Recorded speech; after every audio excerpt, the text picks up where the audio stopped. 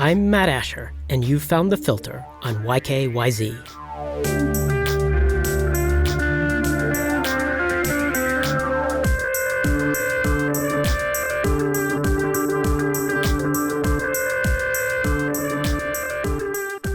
My guest today is James Corbett. James is an award-winning investigative journalist who began the Corbett Report website in 2007 as an outlet for independent critical analysis of politics, society, history, and economics. His videos have garnered over 50 million views on YouTube alone. James, welcome to The Filter. Well, thank you for having me. It's a pleasure to have you here.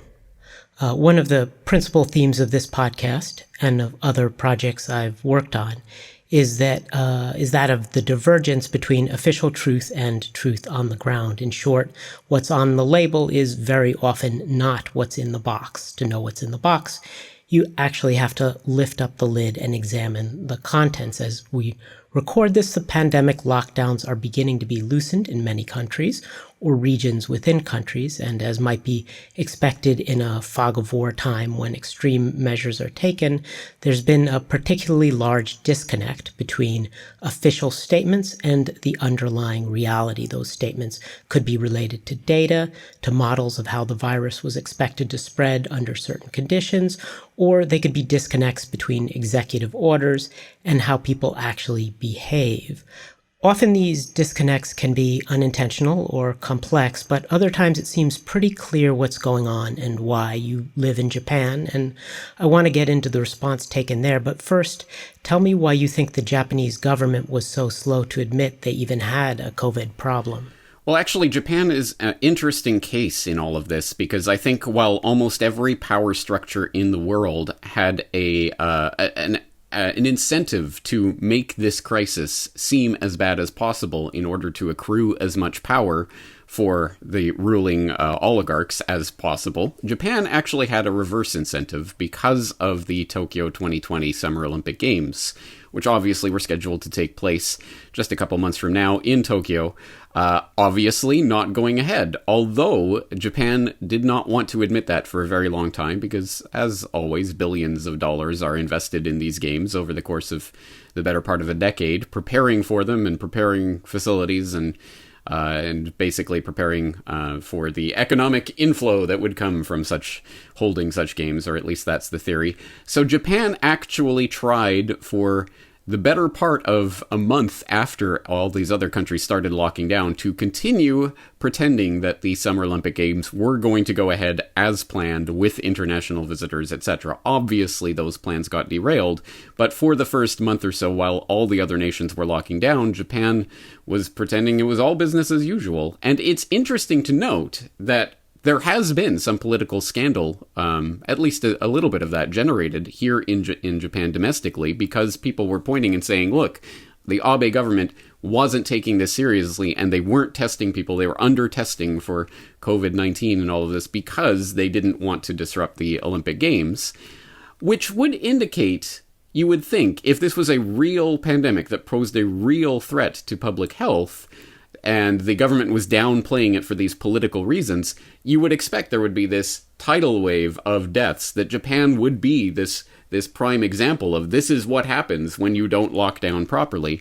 But in fact, actually, that tidal wave of death failed to materialize. Although Japan has under-tested compared to other countries, a very small percentage of the population has been tested.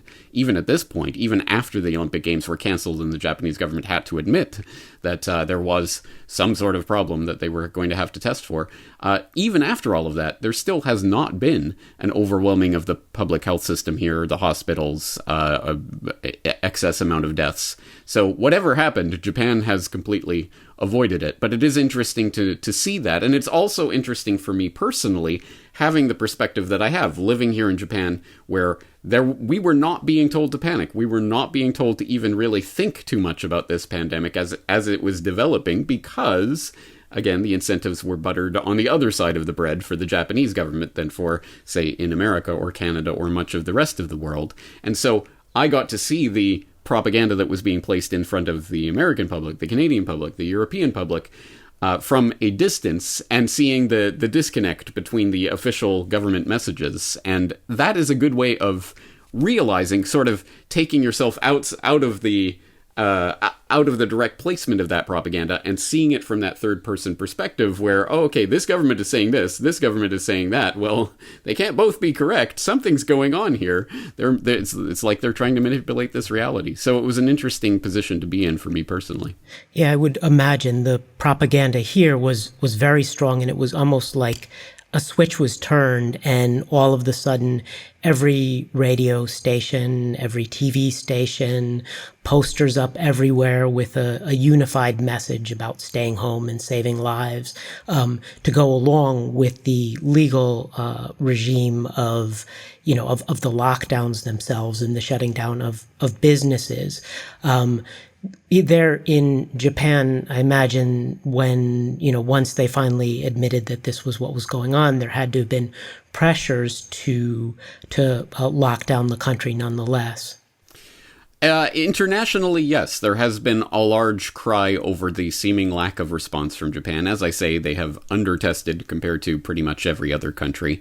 And when the Olympics were canceled, exactly as I did predict, and I don't think I had to go very far out on a limb on this, but exactly as I predicted, the very same day that the Olympics were formally postponed was the very same day that the Tokyo governor came out and started warning about a virus hotspot that was developing in Tokyo, with the message that if you guys don't behave and start staying home more, we're going to have to lock down. That was the threat at any rate. But it's interesting that that threat never actually eventuated.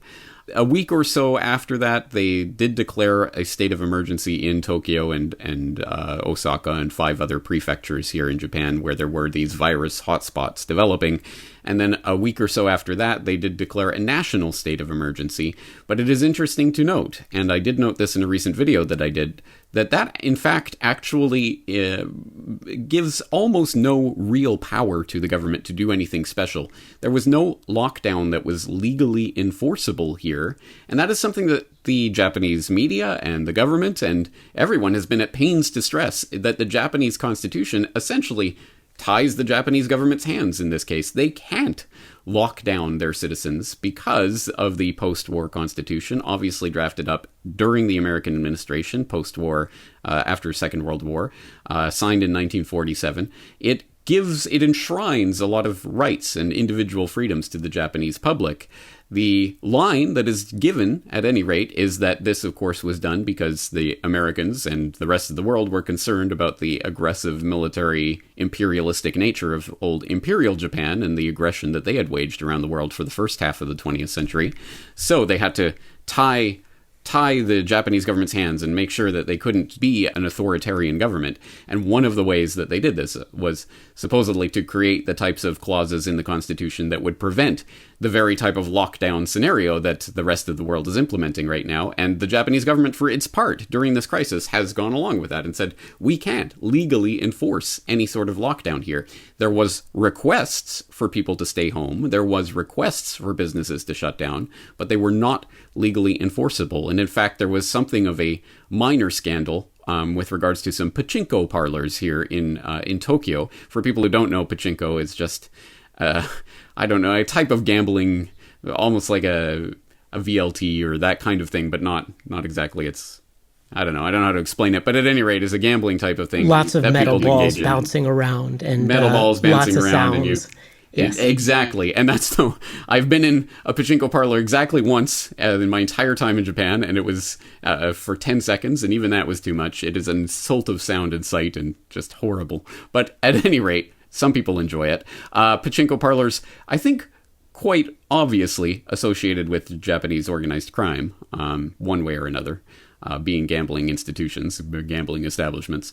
And there were some pachinko parlors that were refusing to shut down in Tokyo, and this was something of a minor scandal. Essentially, social pressure was brought to bear, and eventually they all did voluntarily shut down. But again, there was no legal enforcement even possible there. And again, that is another interesting sort of third-person perspective that I'm getting, again, watching what's happening in the US and Canada and other places where the government even sometimes explicitly saying that, well, we don't know exactly what the constitutional nature of this is, but we're going to rule that, non-essential services must shut down. And I say that, for example, in the context of the New Jersey governor, Phil Murphy, who was being interviewed by Tucker Carlson back in April. And Carlson was pressing on that point. He said, now the Bill of Rights, as you well know, protects Americans' right, enshrines their right to practice their religion as they see fit and congregate together to assemble peacefully. By what authority did you nullify the Bill of Rights in issuing this lockdown order? How do you have the power to do that? And Murphy responded by saying, that's above my pay grade, Tucker. Yeah, So, I remember punting. that. It was absolutely astounding when that happened. And in general, astounding to me how much the Bill of Rights was revealed to be nothing but a piece of paper in the face of massive pressure coming from the people and coming from the government in the form of them basically doing whatever they wanted to do. I'm not a lawyer, but it's very hard to square the First Amendment with what happened and the idea of no abridgment and the right to peaceably assemble with an absolute prohibition on those exact activities. There's some argument about state versus federal, but I thought that was resolved and that the Bill of Rights applied to all of them. But, without getting into the weeds of those particular laws, I think it's clear and interesting that the extent to which the government decided to restrict their own activities in relation to what they were legally or constitutionally obligated to do didn't really have much to do, it seemed to me, with what the actual Constitution said. And yet for whatever reasons, they did decide to respect that Constitution. I wonder if you think that has anything to do with the culture there, or whether it was just an accident of not getting into the game of lockdowns early and then that momentum carrying forward. I think there is a political calculus to this, and one of them, as you say, may be a face-saving procedure retroactively for the Abe government here, which, as I say, did receive at least a little bit of kickback from the public here, saying that you're covering up what's really going on with this crisis because of the Olympics. So retroactively, if they say, well, we can't lock down anyway, so it doesn't really make a difference whether we declare a state of emergency or not, that could be sort of a political wash for the Abe administration and kind of cover their rear end. But more fundamentally, I think this is about one of the goals of the Abe government since it came in several years ago has been to alter the Japanese constitution. That has been an explicit and stated goal of Abe over the past several years, specifically with regards to Article 9 of the Japanese constitution. It's famously the article that actually enshrines the renunciation of war. Obviously, again, this being written in post-war Japan and people being concerned about Japanese military aggression, it is, I think, the only country in the world with an actual constitutional clause prohibiting them from having a standing military force to be used offensively. And that is taken fairly seriously by the Japanese people, and that's why it has been extremely difficult for the Japanese government in the 21st century to adjust to the war of terror politics that has been instituted, that has given the shot in the arm to every police state and military aggression around the world. The Japanese government has waded into that by, for example, supplying non-military, non-offensive support to missions in Iraq and things like that, but they can't provide any actual military offensive support because the Constitution ties their wrists on this. So the Abe government has been, from its inception, trying to change that and reinterpret Article 9 or ultimately, I think, change the wording is what they're going to try to do to allow, at the very least, military offensive support for allies around the world and things of that nature. So I see part of the political calculus here with saying we'd love to, lock down like the rest of the world is doing, but we can't do it because of this pesky constitution. If only we could change the constitution. And I think this is trying to introduce this idea to the Japanese public in a way that will seem to a lot of the public like it's their own idea. Well, we need to change this constitution. Look at this mortal threat to public health. The problem with that, I think the backfire in that, is that there really hasn't been this tidal wave of deaths, as I said, that everyone was predicting. So I'm not sure there is that sense of urgency in the public to change the Constitution, but at least it has entered it into the public discourse that, well, why don't we have the power to lock down? Every other country has that power. How come we can't do that? So it has at least entered that into the public conversation, and I think that is going to be the ultimate end goal of where this is heading, is to not say that this is a strength of the Japanese system, but to say it's a failing or a weakness of some sort that needs to be corrected. Right. Yeah, and it's I suppose whether or not they amend that and whatever is going on in the other locations of the world where there were the lockdowns, there's then always the question of to what extent people are actually going along with those policies. There in Japan, to what extent did people go along with the non-legally binding, but nonetheless strongly suggested recommendations from the government, other than the pachinko parlors, which you mentioned? Right. Well, it's difficult for me to say generally with regards to the country because I live very far from Tokyo, and obviously a lot of the concern about the potential spread of the virus was in Tokyo, where there was at least claimed to be some sort of virus hotspot. So I'm sure it was a different reaction there, but what I can say about my day-to-day reality here, very far from Tokyo, is that there was some lip service given to some of the new rules and things, and they have instituted some of the precautions that I'm sure have been instituted elsewhere, the vinyl curtains in front of the cash register and that sort of thing, and the footprints on the floor in the store about stand here when waiting in line, which no one actually observes. I guess social distancing as a word, an anglicized katakana Japanese English word, has been introduced to the Japanese vocabulary. I now hear people saying social distancing. So that has been introduced to the vocabulary, but again, I don't see that being enacted, at least where I am. Restaurants and things never closed here. People were probably staying home more so back in April, May, but again, that state of, even the declared state of emergency, which legally meant nothing, was lifted a few weeks ago, and life, where I am at any rate, has completely returned to normal. The only visible sign of it at this point is there are more people wearing masks than usual, but this is Japan. There are always some people wearing masks. It's just a question of, the percentage of people that are wearing them. So really, at least, again, far from Tokyo, I can't speak to what's going on in places like that, but where I am, very little has changed, and although I think they are trying to inculcate some sort of ideas in the public imagination, and that is being reflected in the words and things that are being used now, but I'm not sure it's really stuck with the public at this point. Right. Yeah, here there was a very strong reaction from people in terms of their behavior, and those stores that stayed open also did the things with the circles on the floor and whatnot. It was always interesting to see which places chose to just use kind of masking tape as we're not expecting this to go on, and which other ones came up with official branded, logoed, circles that they pasted on the floor, and more elaborate glass panels in front of the cashier, as opposed to the kind of plexiglass jerry-rigged thing that my local cafe did to provide that kind of screen. But I want to move on now from the topic of the pandemic and lockdowns to this broader idea of a disconnect between the official and the real. You spent many years investigating information that contradicts official truths, or at the very least shows that there's much more to the story than we've been told. Sometimes this takes the form of conspiracy theories. Sometimes these theories turn out to be actual facts. If you were to take the 10,000-foot view, do you see any general patterns or trends emerge in terms of these disconnects between what's claimed to be happening and what's actually going on in the world around us?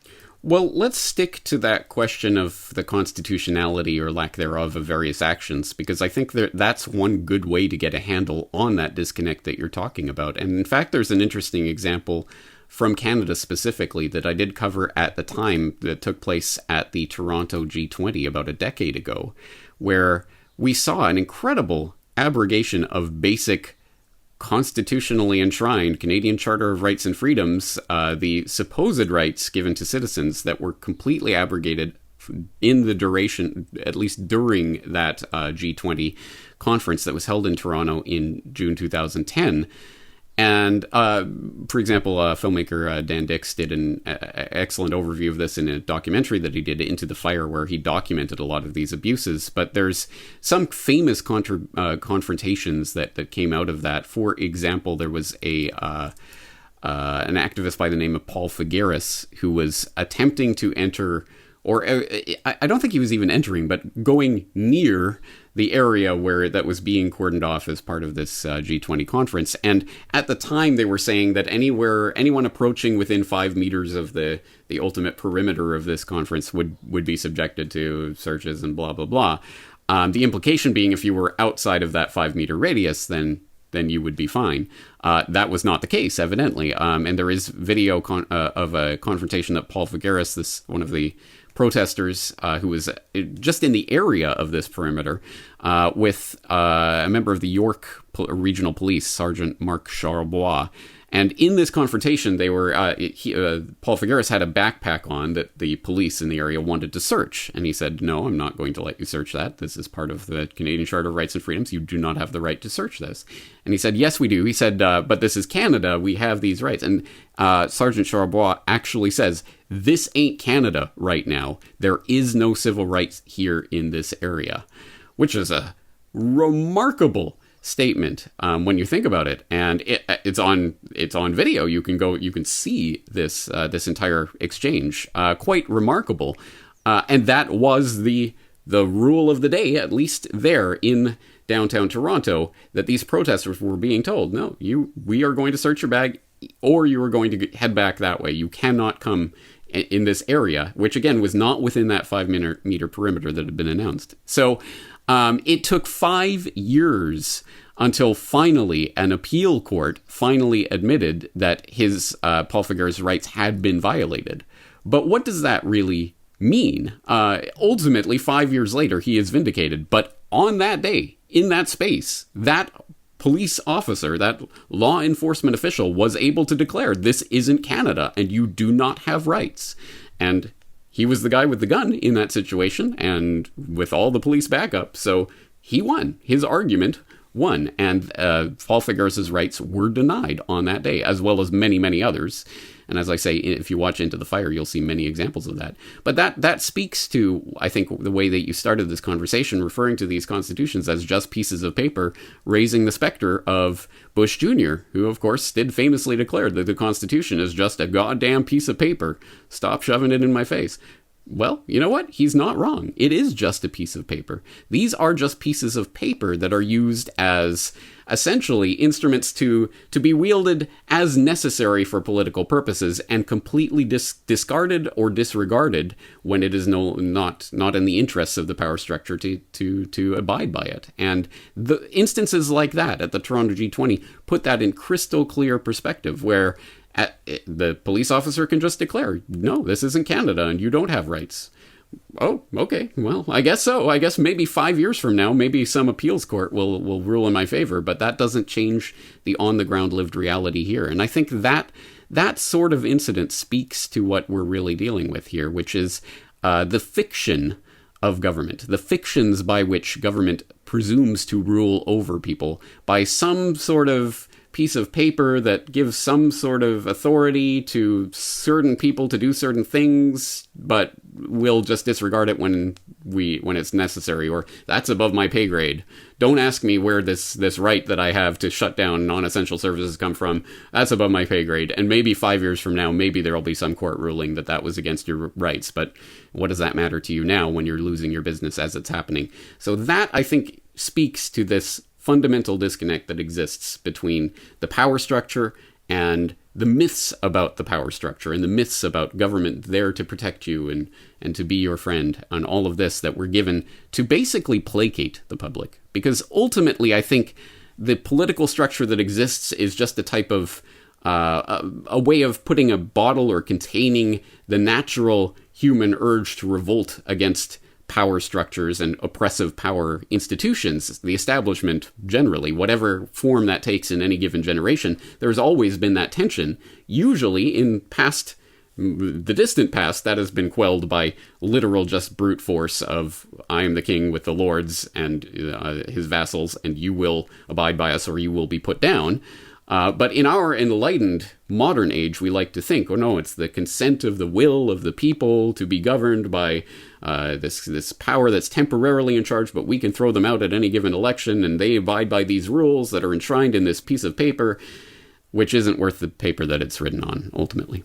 It does not seem like that, certainly, though there is something that seems to hold power in check nonetheless in the Western democracies, despite it only being a piece of paper and despite those in power often having the ability to, I think the expression I've heard is, make the process the punishment, which was certainly the case with that person who, 5 years later got cleared.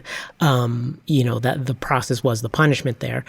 But there is nonetheless something that, that prevents straight up dictatorship. And certainly right now with the lockdowns, we did see the beginnings of a certain amount of mass resistance that might have been an indicator of that, though I was shocked at how little of that there was and how long it took to ramp up. But in the absence of the Constitution ultimately having that much meaning, what do you think are the forces that constrain the government, and to what extent are people free to just go about their business despite the fact that the government has declared that they can't do certain things? Well, this goes back to what I was saying about placating the public with these myths. It is, I think, the case that, in fact, this is something that I keep going back to. I have a regular video series I do called Propaganda Watch, where I examine the different types of propaganda that are being foisted on the public to try to basically engineer consent towards one agenda or another. But something that I keep going back to is the very existence of this propaganda proves that the real power actually lies with the people.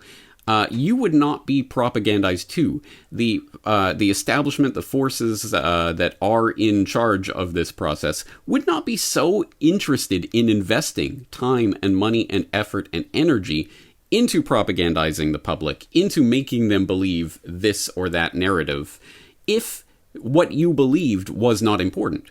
But it clearly is. What you believe and what the narratives that you are acting on, or the narratives that are telling you not to act in certain situations, are the narratives that that control and placate the public. But it also speaks to the fact that if you had a different narrative, a different perspective, then that actually showed this power, this ruling power in a different light, you would presumably be compelled to act in a different way.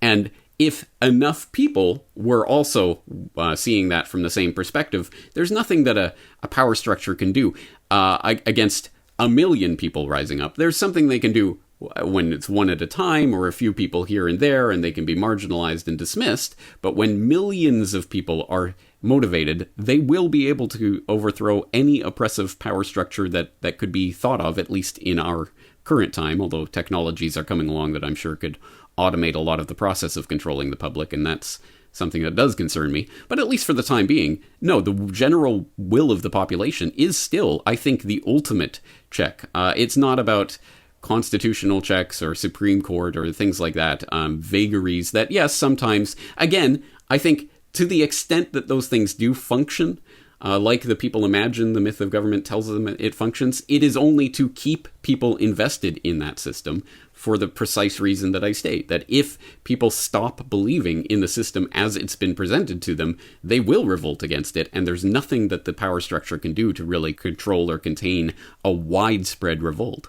That's why I think ultimately the real check on power comes from the people themselves. It's just that most people don't even realize that. They don't realize that this incredible, coordinated, concerted effort to propagandize the public is being done because what the public believes is exceptionally important. I think that that gets to why we saw, at least here, the extraordinary, what looked like lockstep messaging that came out at the beginning of the lockdowns about the importance of staying at home and the slogans that were repeated everywhere. There definitely was a huge amount of effort that went into getting social consensus and villainizing those who would go against it, not just ticketing a person here or there, and there were certainly some egregious tickets given for lack of social distancing, people playing ball in the park and that kind of thing, and then probably some others that were more in line with the letter of the law and large gatherings or whatnot, but that there was certainly that strong effort to get everybody on board. And I think, and this is a term that we seem to be hearing more now, preference falsification. I think that there was a secondary effort to create the illusion of consensus, perhaps where there might not even have been a consensus, because certainly to get a group of people to change their minds about basic human practices like seeing people you love and gathering and so forth, to get them to change those almost on a dime in terms of how they live their lives, I think the propaganda and that effort to get people to see things in a certain way is part of it. And I think then the other part of it was to create the illusion of social consensus around the idea that these laws needed to be obeyed, so that even the people who might think, I'm looking at the data and I'm not necessarily seeing it, but well, everybody else seems to be on board with this, so maybe I just need to shut up and go along with the mob,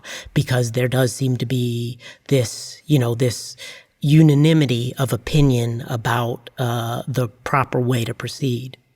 Yes, and that is actually one of the techniques of the propagandists, and again speaks to the power of the people. It is always meant to marginalize dissent and make people think that they are fringe conspiracy theorists or what have you, if they in any way dissent from the mainstream narrative on events like these. And it's not obviously just something that's arisen with this pandemic. It's something that's pertained our entire lives. I think for me, it came into crystal clear focus in the presumed war of terror of the past couple of decades, which was the predominant narrative for the beginning of the 21st century, and that functioned along these very same lines. And a specific example that comes to mind is the introduction of the airport body scanners back around 2008, or whenever they were attempting to usher that in.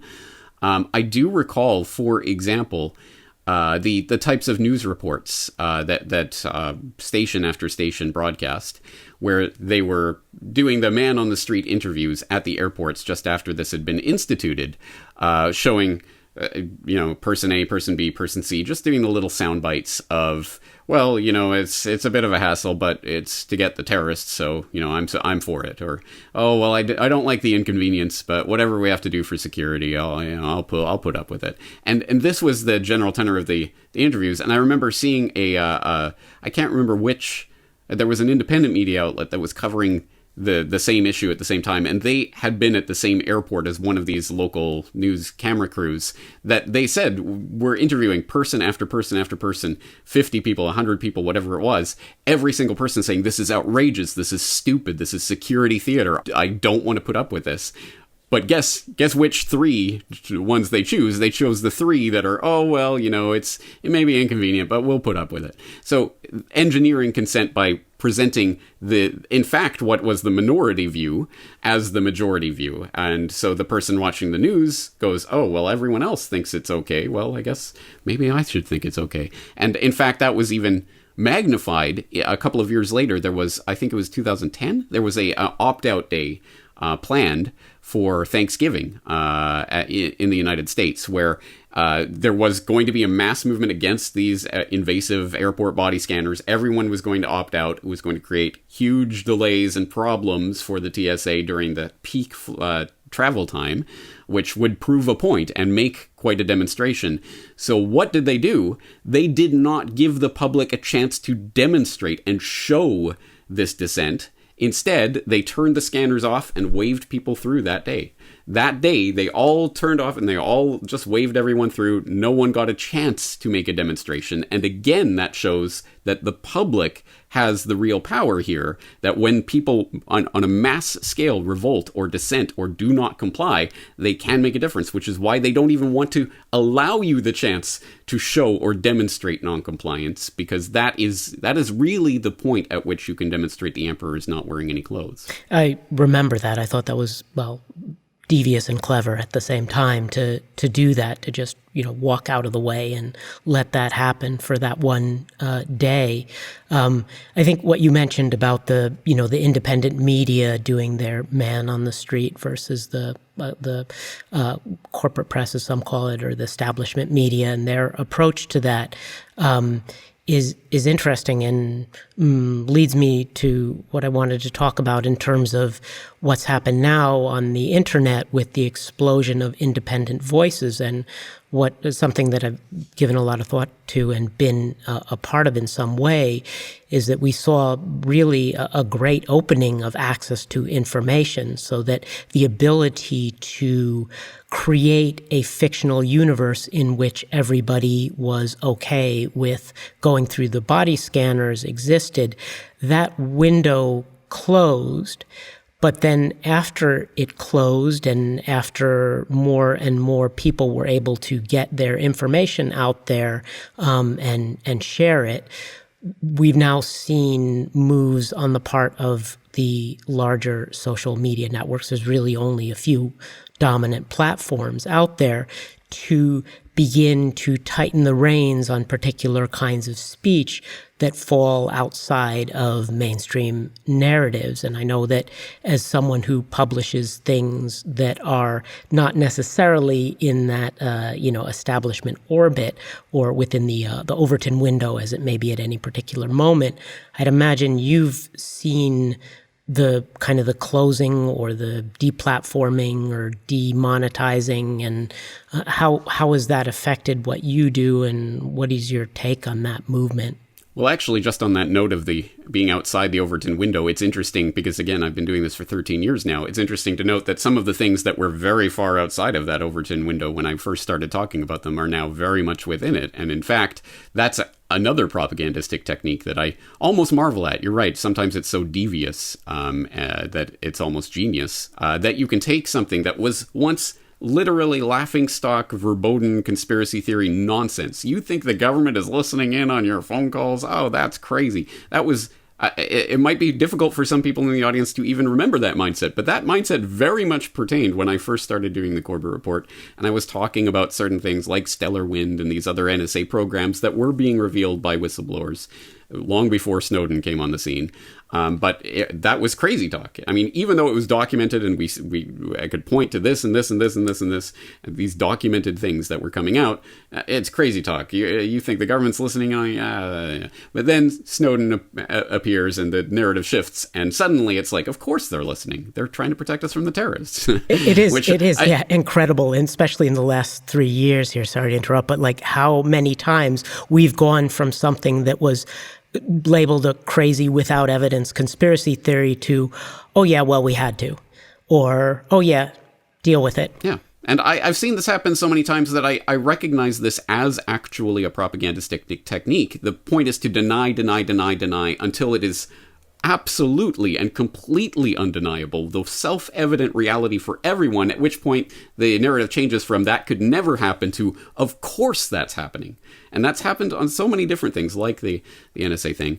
I'm going to go out on a crazy conspiracy theorist limb and say that the spraying of the skies with the stratospheric aerosol injections is one of those things. Crazy conspiracy theorist, you're an idiot for even believing that could be possible until, oh, well, okay, Harvard is investigating it and we're doing some experiments on it, and then I'm just going to go out on a limb. 30 years from now, they're going to say, well, of course the government was secretly spraying people. It's okay. We've done that before. And in fact, they have done that with Operation Sea Spray, for example, and other things like that, where they have literally sprayed the population with chemicals to test what would happen with them, and then revealed it decades later, pried out with Freedom of Information Act requests, decades after most of the people involved were long dead and buried. So This is a propagandistic technique that is used. Deny, deny, deny.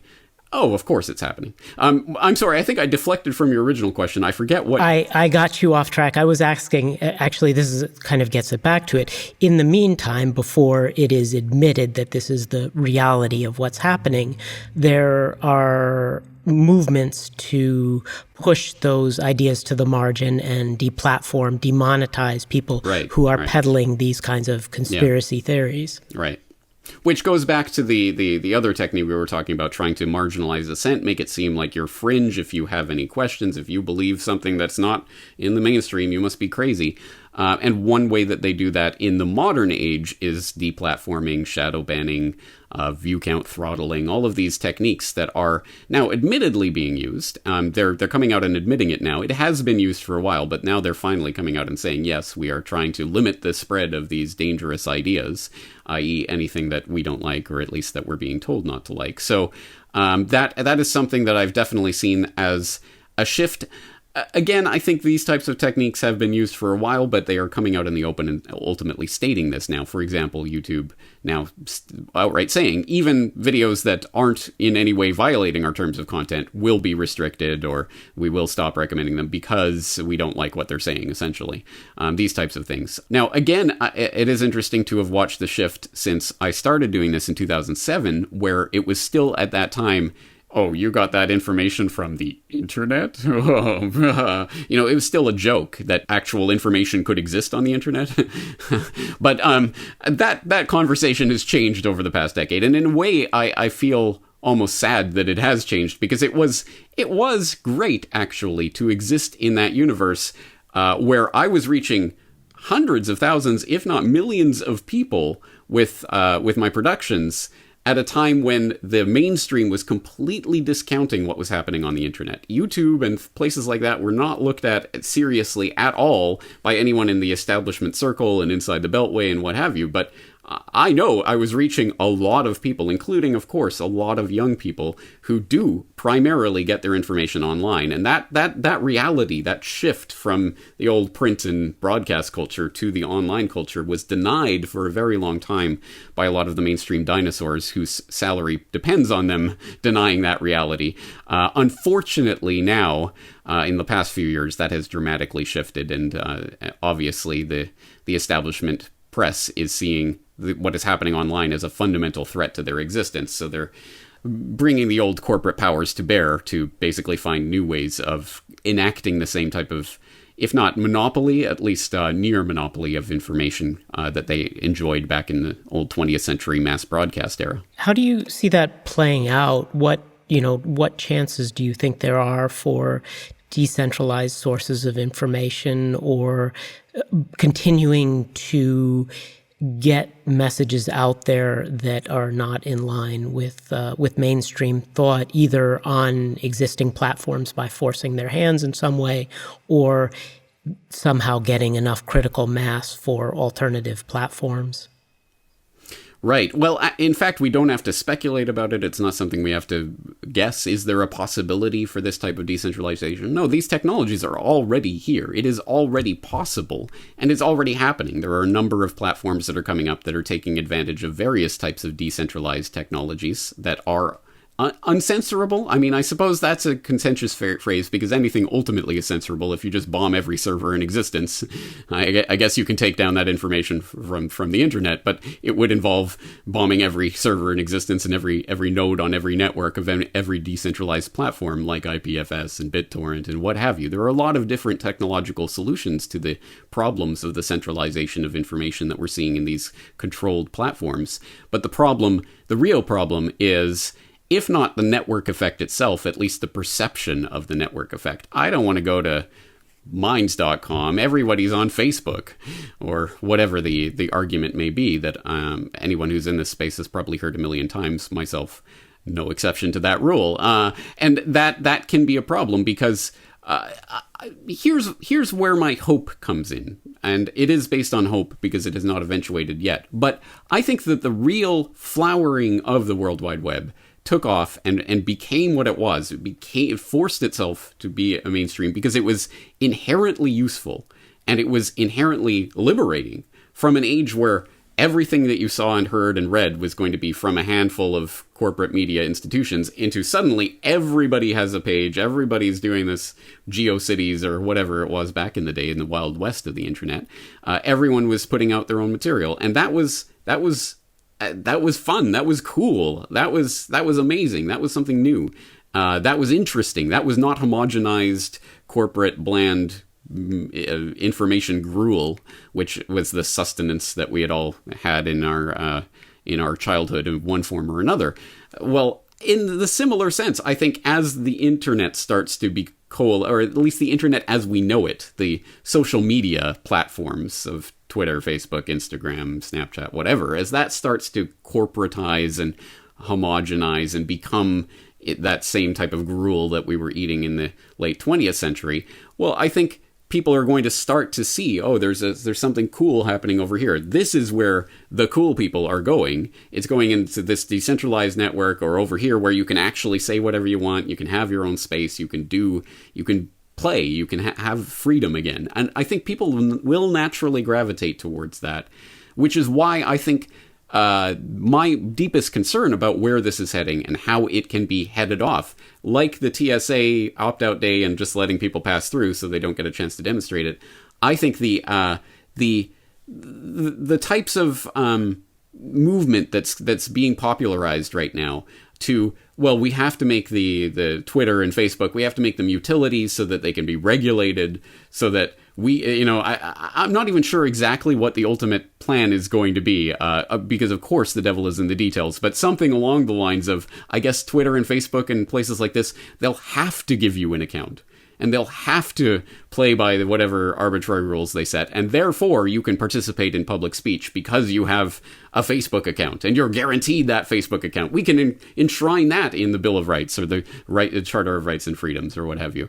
Which to me is the exact opposite of where we need to go, which is decentralized and away from that. That, in fact, in a way, enshrines these platforms as the place that everyone must go. Now, imagine just a decade ago if the government had been involved in, well, this is becoming the new public square, so we have to regulate this, so we have to make it so MySpace will have to give everyone an account. We can't let MySpace censor people because everyone's going to MySpace. MySpace is the most important social media place on the internet. And dig.com, everyone goes to dig.com. They have to, we're going to regulate it and we're going to put it in, enshrine it in the Constitution that dig.com cannot censor the algorithm. Dig.com, MySpace? If you're of a certain age, you won't even have heard of these platforms at this point because they are dinosaurs. They're gone because people migrated to something different. Well, in the same way, Facebook, Twitter, Reddit, these places will be gone a decade from now if they are allowed to die the natural death that they will die by the actions they're taking. But if the government comes along, right, if that they enshrines them and exactly. locks them in place in some ways. Though I have to say I was much more optimistic about those platforms being dethroned 5 years ago or 7 years ago when I was working alongside some of those alternatives and working on my own alternatives. It seems like the challenge of dethroning them, even absent government lock-in, is actually a very high bar at this point, in part because they already are state actors to some extent, and protected in some ways, and their regulations being already written with Facebook, of course, their help. But also because they just have billions of dollars and the network effects behind them to tweak their algorithms and their UI to make it as addictive and sticky as possible. But I certainly think that any kind of law to treat them like a public utility or platform risks locking them in a way that makes it very, very much harder still to dethrone them. It's somewhat astounding to me that even the Trump administration, with so many options available to it to take down Twitter or Facebook in some ways, maybe not Facebook, but certainly Twitter, instead of doing that, has spent energy bitching about it, essentially. When with, for example, like I could think of at least two ways fully within the Constitution they could essentially pull out the rug from Twitter, either by moving everything over from Twitter to some platform that promised not to censor. Just him moving alone would be such a huge avalanche of people that would also have to move over and be encouraged to move over. Or, for example, they could have a law that says that all official government communication had to be done on platforms that didn't discriminate. We're respecting the First Amendment, and we don't want anyone who works for the government to be on a platform that excludes certain people or voices, because that's not, compatible. So you work for the government, you have to do this. That as well would, if they did that and didn't name any particular other platform, but just opened it up and said, these are the rules from now on, all government officials need to only put their message on that. That would create a giant land rush for open platforms that were able to accommodate hordes of new users and also maintain an anti-censorship stance. But that hasn't been the approach of the government, either because they are not creative enough to think of that, or because something else is going on in the background that makes it more politically palatable to just whine about and try to push around the existing tech platforms instead of give some wind under the sails of one specific one or a broad category of alternatives. Absolutely agreed. And again, I think that the real lie that there is a fundamental disconnect here between the government and these social media platforms is given by the fact that someone like Donald Trump would not even move his personal Twitter account over to another platform. Because if there is anyone that could give the lie to the network effect excuse, I have 50,000 followers on Twitter, I'm not going to just ditch them to go to some platform that has, 30 people there. Okay, fair enough. But if Donald Trump moved his Twitter account over to Minds or whatever it was, instantaneously that would become a viable alternative and a viable competitor to these virtual monopolies that have arisen, and would prove that this is not set in stone and you do not need Twitter or any other particular platform to communicate. But oddly, we haven't seen that occur. And I think Facebook is actually a good example of this, because 10 years ago, I know that the social pressure to be on Facebook was enormous. You're not on Facebook? That's weird. 5 years ago, it was just standard. Everyone's got to have it. You got to do it for business. It's becoming to the point where I think it's now, at least the youngins who are talking online, I do monitor their conversations. Now it's just a place for grandmas and, to keep in touch with their family, I guess. But no one, kids don't take Facebook very seriously anymore. No, they've all moved to Instagram, owned, of course, by exactly. Facebook. They moved to Instagram. They moved to Snapchat. TikTok. These are platforms I don't even like. I'm not an old man per se, but I guess I am on internet age, because there are these platforms coming up I don't even understand. TikTok? I don't even know what it is. I don't care. I don't want to be involved with it. But that's exactly the point. There will be a new generation coming up with TikTok that'll think that is the platform that must be enshrined in the Constitution. It's so important, man. Again, I think people's blinders on these issues kind of limit their imagination when it comes to the possibilities that are out there. And that's fine, but when that gets legislated into this or that path, we must legislate this particular platform as being the platform everyone must have, that's when it gets sticky, because then whatever the biases of that particular moment in time on the internet start to become enshrined and start to make those monopolies into something real. I think we'll end it there. Thank you so much, James, for coming on the podcast. Where else can people find more about your work? The best, really the only place people should be going, CorbettReport.com. Go to my website itself, CorbettReport.com. The one-stop shop for all of my work, audio, video, text, 13 years worth of archives, literally thousands and thousands of hours of material there. I think there's a lot of good material, and it tends to be evergreen. Although I talk about news and current events, I think the topics that I talk about and the way that I talk about them tend to hold up over time, and a lot of my best work is even more relevant now than when I was first talking about it. So I do stand beside it, and it's all there available completely for free. People can support me if they want, but if people are new to my work, I never ask them to sign up for a membership right away. Dip your toe in, see if you like it. If you want to support it, then that option is there, but everything is freely available to the public. Excellent. James, thanks for coming on The Filter. Thank you. Thanks for listening to The Filter with Matt Asher. You can find show notes at thefilter.org or follow user Matt Asher on the socials.